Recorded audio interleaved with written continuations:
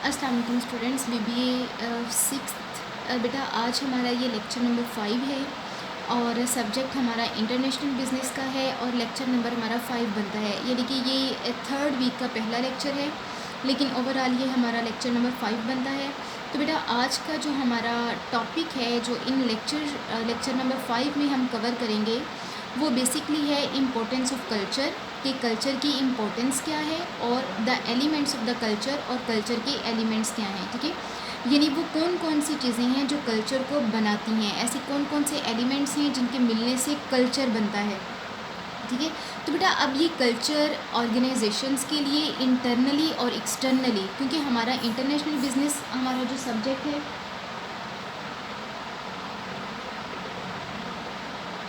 वो international business के बारे में है। तो डेफ़िनेटली हम जब भी अब यानी कि इस सब्जेक्ट में जब भी हम ऑर्गेनाइजेशन को स्टडी करेंगे, हम बिज़नेस को स्टडी करेंगे, तो हम we have to be think out of the box. ठीक है, हमें सिर्फ इंटरनली बिज़नेस को सिर्फ एक इकोनॉमी के लिहाज से नहीं देखना, हमें आउटसाइड यानी कि एक इंटरनेशनल बिज़नेस के लिहाज से देखना है, उसके बाहर के तमाम ममालिक से रिलेशनशिप्स और उसका किस तरह का बिज़नेस, यानी हमें ब्रॉडर एक बड़ी सोच करके जो है वो big picture, this is a big picture not a small one. ठीक है, क्योंकि हम इंटरनेशनल बिज़नेस की बात करें, हम MNCs के बारे में पढ़ रहे हैं, मल्टीनेशनल कंपनीज़ के बारे में बात कर रहे हैं, जो कि सिर्फ एक या दो कंट्रीज़ में नहीं होती बल्कि मल्टीपल कंट्रीज़ में होती हैं। तो ये कल्चर और उसके एलिमेंट्स का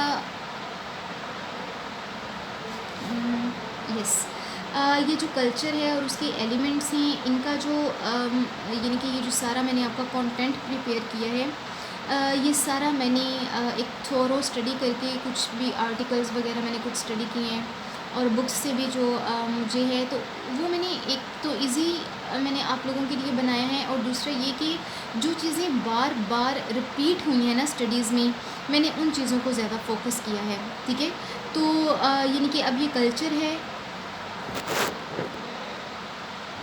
यानी कि अब ये कल्चर है, तो कल्चर में हम सिर्फ इंटरनल एक इकोनॉमी के कल्चर के बारे में डिस्कस नहीं करेंगे, हम एक इंटरनेशनल बिज़नेस के लिहाज से हम सारे कंट्रीज़ ओवरऑल वर्ल्ड जिस तरह से कल्चर बनता है मल्टीनेशनल बिजनेसेस का, उस लिहाज से हम जो है वो इसको डिस्कस करेंगे। तो बेटे सबसे पहले कल्चर की डेफिनेशन मैंने यहाँ पे मेंशन की है, लेकिन ये डेफिनेशन डिलीवर करने से पहले भी मैं आपको एक छोटा सा कॉन्सेप्ट देना चाहूँगी कि कल्चर बेसिकली होता क्या है। ठीक है, कल्चर का नेम क्या है, ये कल्चर होता क्या है, ये हम में से हर बंदा जो है वो फेमिलियर है इस कॉन्सेप्ट से और इन चीज़ों से, क्योंकि हम खुद हर स्टेज में जो है वो लाइफ की हर स्टेज में जो है वो किसी न किसी कल्चर को ज़रूर फॉलो करते रहे हैं। ठीक है, तो ये जो कल्चर होता है,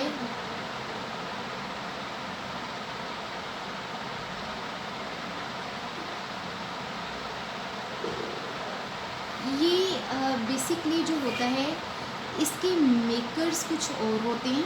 ठीक है, यानी कि इसको बनाने वाले, कल्चर को बनाने वाले लोग कुछ और होते हैं और इसको फॉलो करने वाले लोग कोई और होते हैं। ठीक है, इट मीन्स कि ये जो कल्चर है ये एक शेयर्ड वैल्यू, यानी कि ये शेयर्ड कॉन्सेप्ट है, ये एक ऐसा फैक्टर है जो कि शेयर होता है, मेकर्स ने मेक किया एज वेल एज उसको फॉलो भी किया, लेकिन उसको फॉलो करने के बाद उन्होंने मज़ीद यानी कि उनके बाद वाली जनरेशन्स जो हैं वो भी उनको फॉलो करती हैं। तो बेटा ये यानी कि कल्चर के बारे में एक जो की पॉइंट है वो यही होता है कि कल्चर जो है वो एक शेयर्ड फैक्टर है। ठीक है, जो generation to generation, owners to employees owners to management and management to employees and then employees to the customers जो है, ये ट्रांसफ़र होता है, फॉलो होता है और शेयर होता है।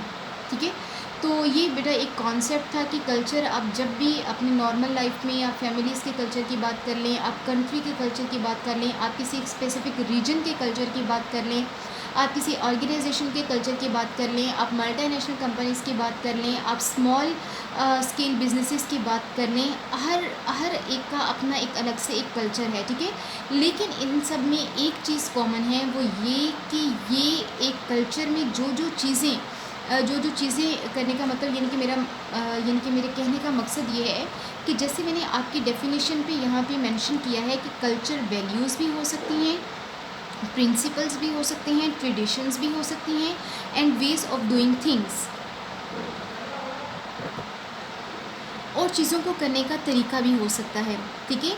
और यानी कि ये जो जो चीज़ें हैं ये सारी चीज़ें शेयर्ड होती हैं, जैसे कि मैंने आपको मेकर्स की और फॉलोअर्स की एग्जांपल दी।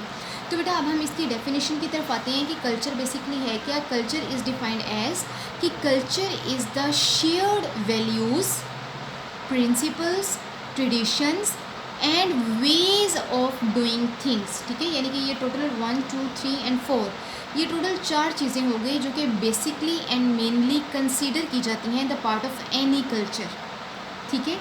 अच्छा बेटा, ये ways of doing things that influence the way of organizational members act, और ये 4 चीज़ें इन्फ्लुएंस करती हैं किसी भी ऑर्गेनाइजेशन में काम करने वाले मेंबर्स के एक्ट को। जाहिर सी बात है, हम जिस कल्चर को फॉलो कर रहे हैं हमारे एक्शंस उसी के मुताबिक होंगे। कोई दूसरा रीजन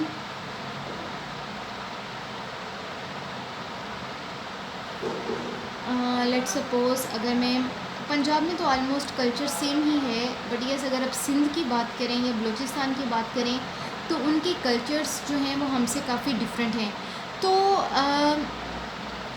और उनके लोगों का जो एक्शन है वो उनके अपने कल्चर के मुताबिक है, ठीक है। इसी तरह से एम्प्लॉई जो होता है वो जिस ऑर्गेनाइजेशन में काम कर रहा होता है उसका जो आप कह लें कि जो उसके एक्शंस होते हैं अपनी जॉब को लेके, अपनी जॉब की रिस्पॉन्सिबिलिटीज़ को लेके, या एज एन एम्प्लॉई जो उसका एटीट्यूड, जो उसका बिहेवियर होता है वो अकॉर्डिंग टू द कल्चर होता है, according to the culture of that organization होता है। और ऑर्गेनाइजेशन का ये कल्चर उसके मेंबर्स के एक्ट को इन्फ्लुएंस करता है, ठीक है। आई होप सो बेटा आपको की डेफिनेशन समझ में आ गई हो। अब आगे मैंने कुछ ये की पॉइंट्स जो मैंने एक्सक्लूड किए हैं कोई 5 से 6 स्टडीज़ को रीड करके, ये पॉइंट्स मैंने एक्सक्लूड किए हैं पर्सनली, ठीक है। और ये जो हैं ये किसी भी कल्चर को एक्सप्लेन करने में, यानी कि जिन जिन ऑथर्स को मैंने रीड किया है उन्होंने ये पॉइंट्स ज़रूर एक्सप्लेन किए हैं, ठीक है। तो मैं अब आपको वो पॉइंट्स एक्सप्लेन करने लगी हूँ। ये कुछ की पॉइंट्स हैं कल्चर के बारे में। बेटा सबसे पहला यानी कि जो इम्पोर्टेंट कंसीडर किया जाता है वो ये कि culture is all about the image building. Culture जो है वो किसी भी ऑर्गेनाइजेशन का, किसी भी फैमिली का,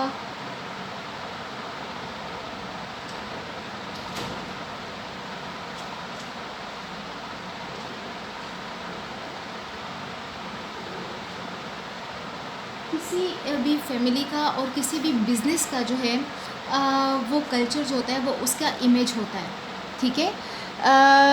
यानी कि वो उसका इमेज होता है, ठीक है। अब जैसे मैंने आपको डिफरेंट पहले भी 5th सेमेस्टर में भी मैं अक्सर आपको जो है वो हॉस्पिटल्स की एग्जांपल दिया करती थी, यानी कि जैसे म्यू हॉस्पिटल हो गया, ये जितने भी लाहौर के हॉस्पिटल्स हैं, हर हॉस्पिटल का कल्चर डिफरेंट है। Culture means the way of providing their services is different, ठीक है। तो वो अब होता क्या है बेसिकली कि अब ये कि हर हॉस्पिटल की अपनी कुछ वैल्यूज़ हैं, कुछ प्रिंसिपल्स हैं, कुछ ट्रेडिशंस हैं और कुछ तरीक़ाकार हैं, ठीक है। अक्सर डॉक्टर्स भी आप कहें अगर किसी पेशेंट को कोई उनकी ट्रीटमेंट पे ऑब्जेक्शन है तो वो डॉक्टर्स कहते हैं कि हमारे यहाँ ऐसा नहीं होता, अगर आप सेटिस्फाइड नहीं हैं तो आप कहीं और चले जाएं, ठीक है।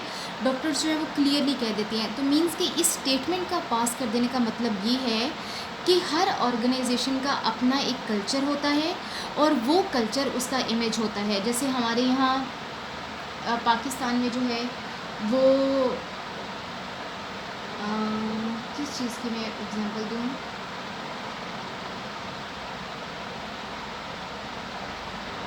यस आप शौकत खानम हॉस्पिटल को देख लें, ठीक है। अब शौकत खानम जो हॉस्पिटल है उसका जो है वो उसका अपना एक इमेज है, क्योंकि उसका अलग से एक कल्चर है। उसका कल्चर क्या है कि वहाँ पर ज़्यादातर यानी कि 90% I don't have not so much knowledge about this thing कि वहाँ पे कैंसर के अलावा किसी और डिज़ीज़ का कोई इलाज होता है या नहीं होता, but yes up to my knowledge कि वहाँ पर 90% जो है वो कैंसर को ही ट्रीट किया जाता है। यानी कि उन लोगों का ये कल्चर है, उनकी ये ट्रेडिशन है, ये प्रिंसिपल्स हैं उनके, कि यहाँ पर जो है हमने कैंसर के पेशेंट्स को ट्रीट करना है। और फिर उनके पास जो इक्विपमेंट्स हैं, जो क्वालिटी ऑफ सर्विसेज हैं, जो way of treating the customers हैं, वो भी उसी के मुताबिक है, ठीक है। तो उसका एक अपना कल्चर है और वही कल्चर उसका इमेज है। आज हमें उसके नेम को ही जब भी हम उसका नेम सुनते हैं, पढ़ते हैं या बोलते हैं, तो हमारा जो कहीं ना कहीं motive at the back end होता है वो यही होता है कि we are talking about the patients of the cancer, we are talking about the treatment of the cancer. तो बेटा कल्चर जो होता है that all about building the image. दूसरा पॉइंट बेटा मैंने यहाँ पे मेंशन किया है कि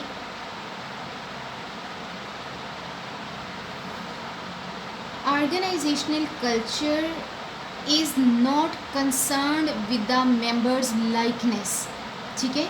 यानी कि एक ऑर्गेनाइजेशन में अगर 100 मेंबर्स काम करते हैं, लेट सपोज, इससे कम भी हो सकते हैं, इससे ज़्यादा भी हो सकते हैं, लेकिन लेट सपोज कि अगर 100 मेंबर्स किसी ऑर्गेनाइजेशन में काम करते हैं और उस ऑर्गेनाइजेशन का कोई कल्चर है, कुछ ऐसे प्रिंसिपल्स हैं जो वहाँ पे काम करने वाले 50 मेंबर्स के लिए तो एक्सेप्टेबल हैं, लेकिन बाकी 50 मेंबर्स जो हैं वो उस काम को पसंद नहीं करते, उस प्रिंसिपल को, उस लॉ को, उस रूल को, उस ट्रेडिशन को, वो कोई भी चीज़ हो सकती है, इन चारों चीज़ों में से वो कोई भी हो सकती है, वो कुछ भी हो सकता है, ठीक है। तो लेकिन वो जो है वो इसको लाइक नहीं करते, लेकिन फिर भी वो वहाँ पे काम कर रहे हैं और अप टू द मार्क काम कर रहे हैं, ठीक है। तो इट मीन्स कि कल्चर के बारे में ये कहा जाता है कि कल्चर का कंसर्न इस बात से नहीं है कि उसके फॉलोअर्स उसको लाइक करें या ना लाइक करें, ठीक है। अब जैसे मैं आपकी यूनिवर्सिटी में काम करती हूँ, तो हो सकता है मैं आपकी यूनिवर्सिटी की एम्प्लॉय हूँ, तो हो सकता है कि आपकी यूनिवर्सिटी के कल्चर के कुछ फैक्टर्स ऐसे हों जो मुझे पर्सनली जो हैं वो डिसलाइक्ड हों, ठीक है। तो लेकिन चूंकि मैंने वहाँ पे मैं काम कर रही हूँ और मैं काम करती हूँ और मैंने अपना काम बेहतर तरह से करना है, तो इट डज़ नॉट मैटर कि whether I am liking the culture of that organization और नॉट, ठीक है। But I will have to do my work and I will have to do my work up to the mark. तो बेटा ये एक example है कि culture के लिए ये ज़रूरी नहीं है कि जो फॉलोअर्स, जो एम्प्लॉयज़ एक ऑर्गेनाइजेशन के रह के वहाँ पे काम कर रहे हैं, वो सब के सब जो है वो उसके कल्चर से सेटिस्फाइड हों और उसको लाइक करते हों। This is not necessary. दूसरी बात बेटा ये है कि culture is not easy to change. ये तो डेफिनेटली एक ऑब्वियस बात है कि कल्चर को चेंज करना आसान काम नहीं है, ठीक है। अब जैसे लेट सपोज मैं आपको एग्जांपल देती हूँ कि गवर्नमेंट हर 5 साल के बाद इलेक्शंस होते हैं और नई गवर्नमेंट आती है, ठीक है। और नई गवर्नमेंट के आते ही कुछ जो हायर्ड अथॉरिटीज़ होती हैं, हाई अथॉरिटीज़ होती हैं, लाइक आप कह लें कि रेलवे स्टेशन का मैनेजर हो गया, रिलेशनशिप जो है वो मैनेजर हो गया, या हेल्थ ऑफिसर्स हो गए, ये जितने भी ये जो यानी कि आप कह लें कि अपीरेंट और आप कह लें कि वो हैं अपीरेंट डेजिग्नेशंस भी हैं। जैसे कि आजकल की अगर मैं पर्सनैलिटीज़ के लिए ऐसे बात करूं तो फिर दोस्त आशिक अमान हैं जो कि आती हैं। इसके अलावा हेल्थ ऑफिसर हैं वो जो अक्सर कोरोना के बारे में, I don't remember his name as well, लेकिन मैंने अक्सर अब जो कोरोना के हवाले से जो है वो उनकी मैंने टॉक शोज़ जो हैं वो मैंने देखे हैं, यानी कि उनका वो मीडिया से उनकी जो है वो मैंने बात देखा है, सुना है उनको। तो इसी तरह से कुछ फ़ौज में कुछ ऐसा एक अथॉरिटी ऐसी होती है जिसको ये राइट होता है कि वो मीडिया पे आके अपनी फील्ड से रिलेटेड चीज़ों को जो है वो लोगों को आगाह करें, ठीक है।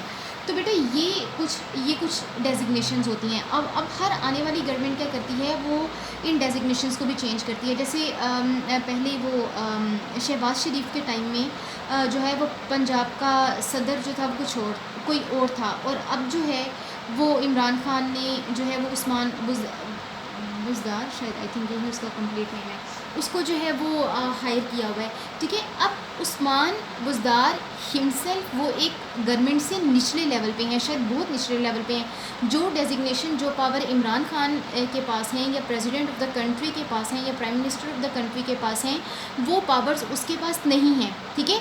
अब हो सकता है कि जो रूल्स, जो रेगुलेशंस, जो कल्चर, जो चीज़ों को काम को करने का तरीक़ाकार जो है वो इमरान खान ने जो है वो इंट्रोड्यूस करवाए हैं, हो सकता है कि उसमें से बहुत सारे पॉइंट्स ऐसे हों, बहुत सारे फैक्टर्स ऐसे हों जो उस्मान बुज़दार को जो है वो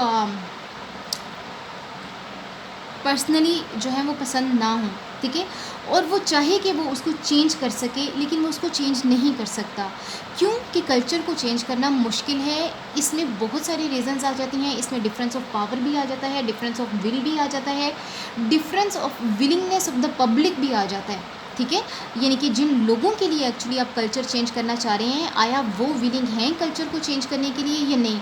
तो इसमें जो है ये पॉइंट भी आ जाता है, ठीक है बेटा। आगे जो मैंने पॉइंट मेंशन किया है वो मैंने मेंशन किया है कि strong organizational culture leads to the success of that organization, ठीक है। अगर किसी कल्चर की बुनियादें, यानी कि जिन बेसिस के ऊपर किसी ऑर्गेनाइजेशन का कल्चर बनाया गया है, अगर वो फेयर बेसिस के ऊपर हैं, और आप कह लें कि अगर वो फेयर बेसिस के ऊपर हैं, और आप कह सकते हैं कि यानी कि वो एक्सेप्टेबल चीज़ों पे बेस कर रहा है उसका पूरे का पूरा कल्चर जो है, तो वो डेफिनेटली वो स्ट्रॉन्ग होगा, और उसके स्ट्रॉन्ग होने के साथ साथ उसके फॉलोअर्स भी उसको हैप्पीली, यानी कि उसके एम्प्लॉयज़ जो हैं वो उसको हैप्पीली फॉलो करेंगे, और वो अपनी जॉब से, अपने वर्क इन्वायरमेंट से भी सेटिस्फाइड होंगे।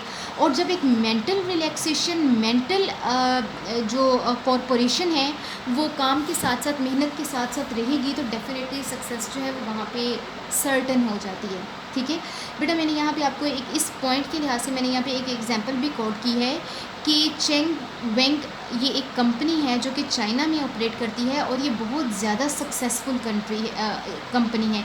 और ये कंपनी सक्सेसफुल इसलिए है कि इसने इसके फाउंडर ने जिस कल्चर के बेस पे इसकी फाउंडेशन रखी थी ना, उस फाउंडर ने और उसके बाद आने वाले जो ऑनर्स हैं जिन्होंने उस कंपनी को संभाला, उन्होंने एक्चुअली उसके स्लोगन को, उसके कल्चर को रियलिटी में चेंज किया। यानी कि ऐसा ही नहीं है कि वो कल्चर सिर्फ नाम का कल्चर है, नहीं, वो कल्चर इन एक्शन भी है। यानी कि उन्होंने क्या किया, उन्होंने अपने स्लोगन को जो है वो ही जो है वो उन्होंने उसको रियलिटी में कन्वर्ट कर दिया, कि जो उनका स्लोगन जिस मैसेज को कन्वे कर रहा था अपनी पब्लिक के लिए, उन्होंने वैसा ही करके दिखाया, ठीक है। आप इसको सर्च भी कर सकते हैं, जेंगवेंग चाइना की ये कंपनी है, ठीक है। अच्छा बेटा, अगला जो हमारा सेकंड पॉइंट है वो है एलिमेंट्स ऑफ द कल्चर के बारे में। यानी कि ये वो चीज़ें हैं, ये कोई 7 एलिमेंट्स हैं बेटा। ये मैंने डायाग्राम की फॉर्म में ये मैंने मेंशन किया है, एंड आई होप सो कि आपको डायग्राम का इमेज क्लियर होगा। यस। अच्छा बेटा, अब क्या है कि ये मैंने डायग्राम की फॉर्म में जो है ये मैंने इसको मेंशन किया है कि ये कोई 7 फैक्टर्स हैं। ये टोटल 7 हैं, 1 2 3 4 5 6 7, ठीक है।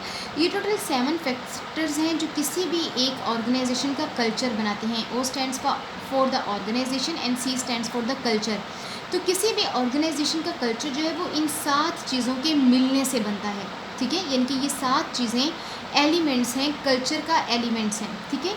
अब सबसे पहले मैं इसको स्टार्ट करूँगी आउटकम्स ओरिएंटेशन से, ठीक है बेटा। आउटकम्स हम रिजल्ट्स को बोलते हैं। किसी भी हर काम के कुछ ना कुछ पॉजिटिव और नेगेटिव रिजल्ट्स होते हैं।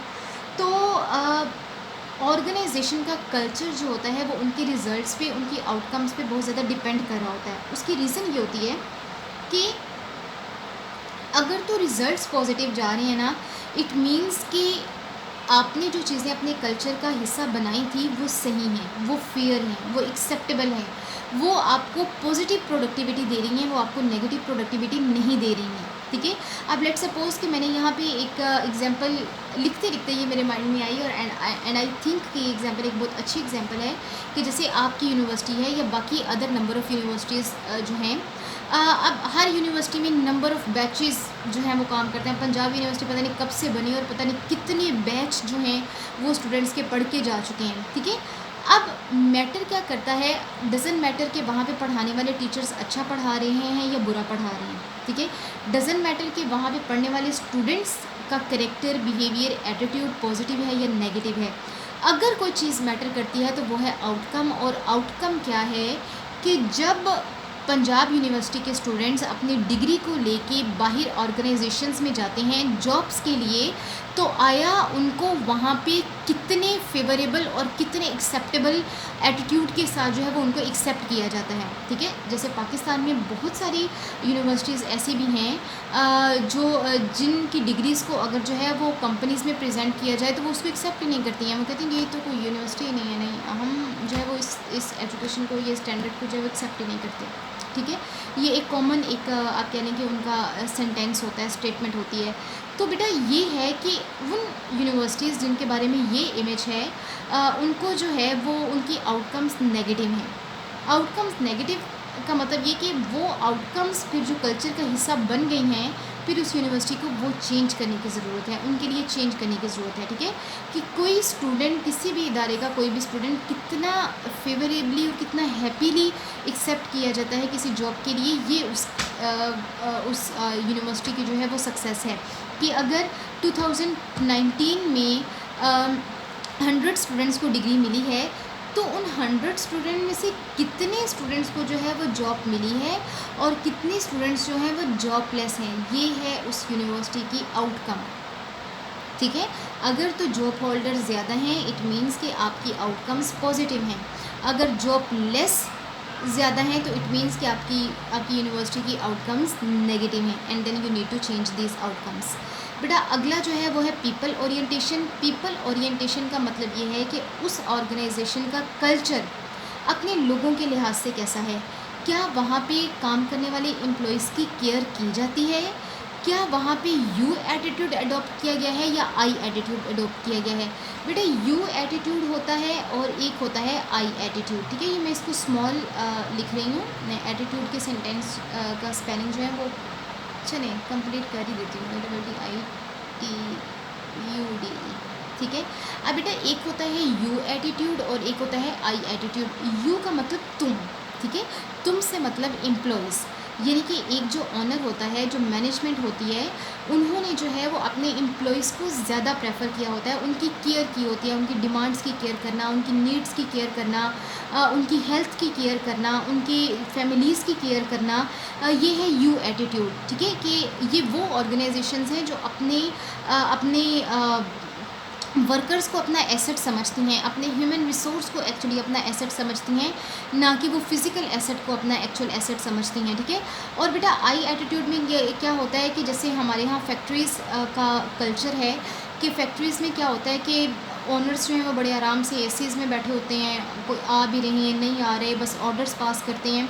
लेकिन जो मज़दूर तबका होता है वो गर्मी में और पता नहीं किस तरह बीमार हुए लोग होते हैं जो वहाँ पे काम कर रहे होते हैं, और ना वहाँ के ओनर्स को उनकी कोई फ़िक्र होती है, ना वहाँ की मैनेजमेंट को उनकी कोई फ़िक्र होती है, और वो बेचारे भी इसलिए काम कर रहे होते हैं क्योंकि उनकी मजबूरी है काम करना, उन्होंने अपना घर चलाना है, उन्होंने अपने बीवी बच्चों को पालना है। ठीक है, तो अब होता क्या है कि ये है आई एटीट्यूड। बेटा जब आई एटीट्यूड होगा ना तो डेफिनेटली इट मीन्स कि आपका कल्चर जो है वो नेगेटिव है। अब पाकिस्तान में मोस्टली फैक्ट्रीज़ का कल्चर देख लें वो नेगेटिव ही है।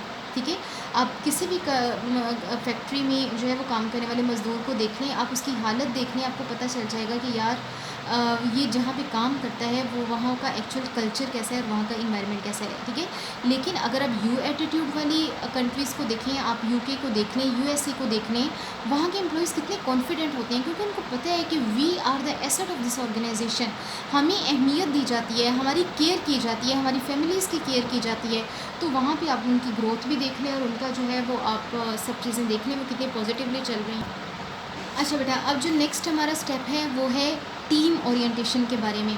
ये कल्चर का फैक्टर वो है जो कि किसी भी ऑर्गेनाइजेशन का कल्चर को बताता है कि वेदर वो ऑर्गेनाइजेशन इंडिविजुअल वर्क को ज़्यादा प्रेफर करती है या टीम वर्क को ज़्यादा प्रेफर करती है। ठीक है, जैसे कि आप जो है वो नंबर ऑफ़ टीचर्स से, अगर आपके इस सेमेस्टर में लेट सपोज़ कि आप 4 सब्जेक्ट्स जो हैं वो लेट सपोज़ कि आप इस सेमेस्टर में पढ़ रहे हैं। ठीक है, अब इन चारों सब्जेक्ट्स को पढ़ाने वाले टीचर्स आपके डिफरेंट हैं, तो वो टीचर्स जब आपको असाइनमेंट्स देते हैं, जब आपको प्रोजेक्ट्स देते हैं, जब आपकी प्रेजेंटेशंस लेते हैं, तो बहुत सारे टीचर्स ऐसे होते हैं जो टीम ग्रुप वर्क को ज़्यादा प्रेफर करते हैं, और कुछ टीचर्स ऐसे होते हैं जो इंडिविजुअल वर्क को जो है वो ज़्यादा प्रेफर करते हैं। ठीक है, तो इसी तरह से जो है वो ऑर्गेनाइजेशंस के बारे में कंसीडर किया जाता है कि ऑर्गेनाइजेशंस जो हैं उनका भी अपना अपना कल्चर होता है। कुछ ऑर्गेनाइजेशंस जो हैं वो टीम वर्क को ज़्यादा प्रेफर करती हैं और कुछ ऑर्गेनाइजेशंस जो हैं वो इंडिविजुअल वर्क को प्रेफर करती हैं। मैंने यहाँ पे नीचे भी मेंशन किया है कि focus on the group rather than the individual. ठीक है, अगर तो टीम ओरिएंटेशन है तो इट मीन्स कि ग्रुप वर्क को और टीम वर्क को ज़्यादा प्रेफर किया जाता है rather than the individual work. बेटा आगे आता है अग्रेसिवनेस। अग्रेसिवनेस बेसिकली ये फैक्टर डिपेंड करता है एटीट्यूड ऑफ द ओनर पे। ठीक है, एटीट्यूड ऑफ ओनर कि ओनर का एटीट्यूड कैसा है। ठीक है। अब मैं आपको एक एग्जांपल देती हूँ कि जब मैं अपने स्टूडेंट लाइफ में थी और मैं जहाँ जिस हॉस्टल में रहती थी, वहाँ जो सुपरवाइज़र थे वो तो कोई और अंकल थे, लेकिन जो हॉस्टल का ओनर था ना एक्चुअली, वो बहुत अग्रेसिव बंदा था। यानी कि अगर थोड़ा बहुत ख़र्चा, अब चूँकि हम तो जो सुपरवाइज़र अंकल थे वो ज़रा ज़ईफ़ से थे, तो उनके साथ हमारी बातचीत भी हो जाती थी और वो हमसे चीज़ें भी डिस्कस करते थे फ़ाइनेंस के बारे में, ख़र्चे के बारे में। और अक्सर जब मेन्यू वगैरह बनना होता था तो भी वो हमसे डिस्कस करते थे कि बेटा कैसे वीक का पूरा मेन्यू बनाना है, क्या क्या डिशेज़ ऐड की जाएँ, क्या क्या डिशेज़ एक्सक्लूड की जाएँ।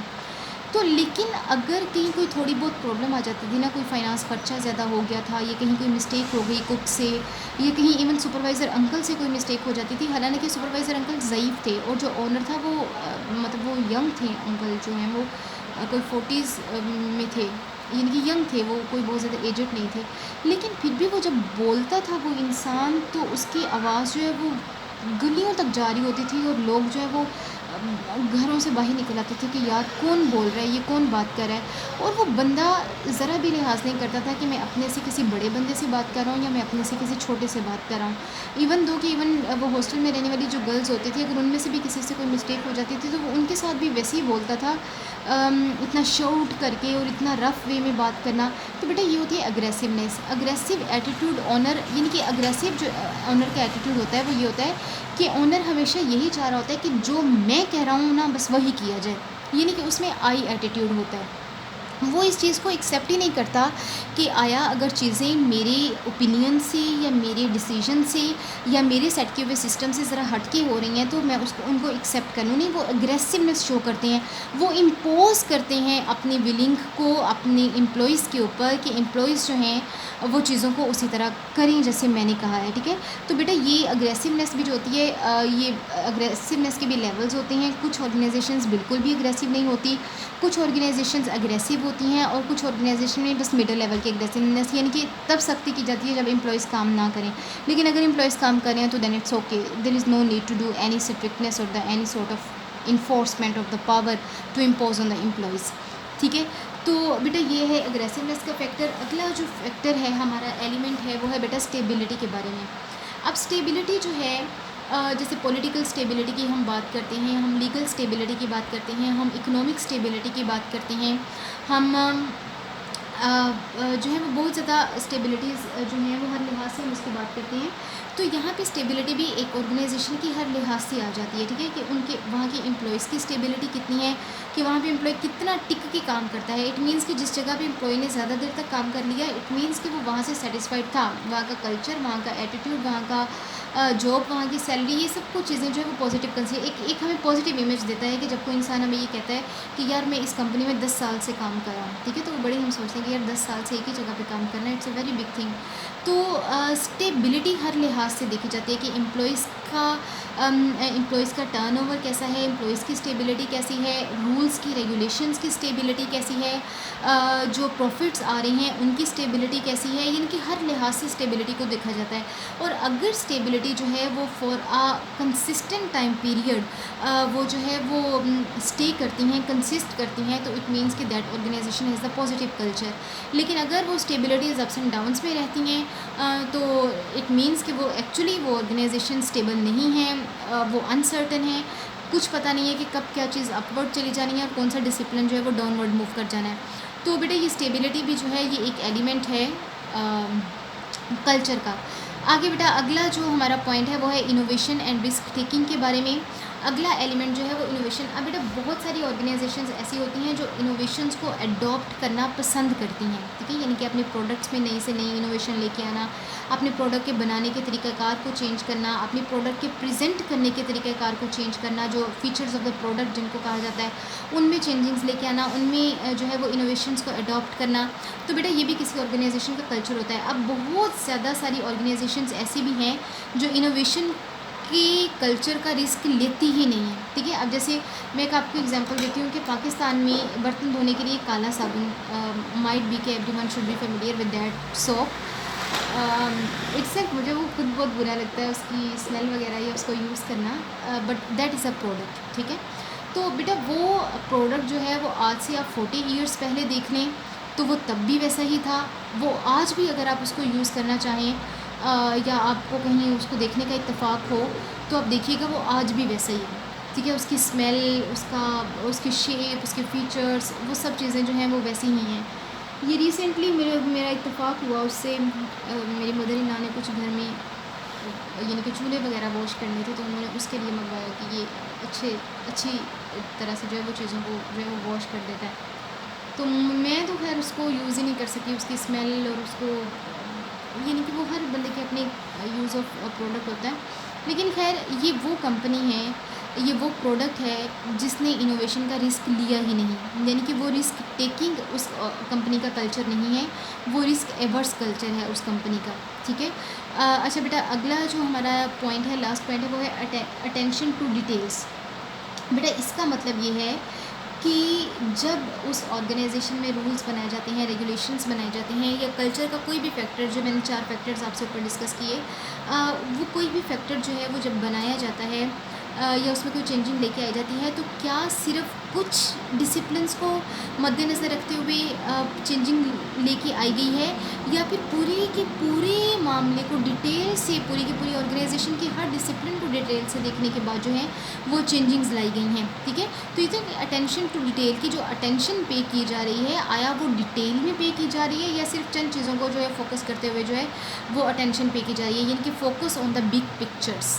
अगर तो focus on the big pictures है, इट मीन्स कि आप अपनी ऑर्गेनाइजेशन के हर डिसिप्लिन को फोकस करके, हर डिसिप्लिन को कंसीडर करके आप अपने रूल्स रेगुलेशंस, आप अपना कल्चर बनाते हैं।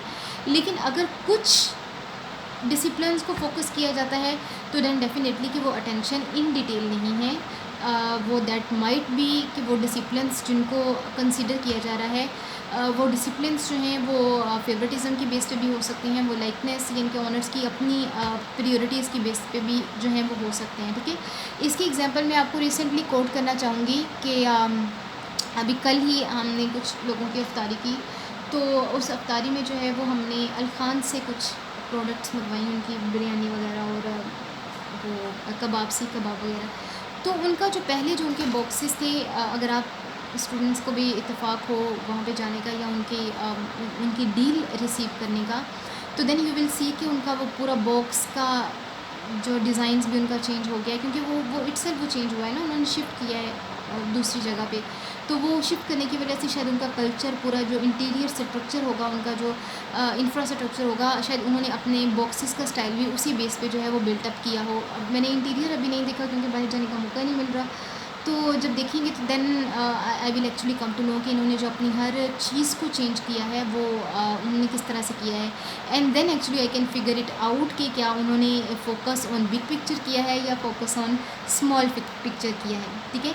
तो बेटा ये वो एलिमेंट्स थे जो किसी भी कल्चर को बनाते हैं, और ये हमारा 5th लेक्चर था।